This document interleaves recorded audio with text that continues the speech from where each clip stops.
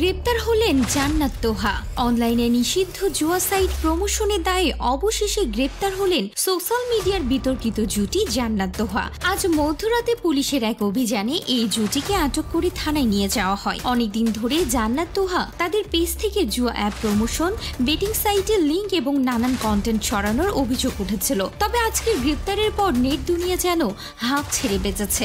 এই দম্পতির খ্যাতি মূলত 3 মিনিট 12 সেকেন্ডের এক গোপন ভিডিও ফাঁসের মধ্য দিয়ে আকাশচুম্বী হয়ে ওঠে।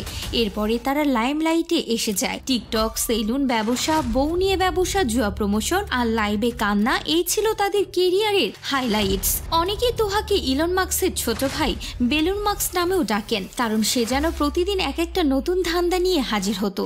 যেমন কিভাবে বউ দিয়ে ব্র্যান্ড বানাতে হয়, লাইভ টিউটোরিয়াল সহ অনেক কিছু। জিজ্ঞাসাবাদে তোহা কাঁদছে না ভিউর জন্য কান্না করছে, এই নিয়ে নেটিজেনরা অনেক প্রতিক্রিয়া দেখাচ্ছেন।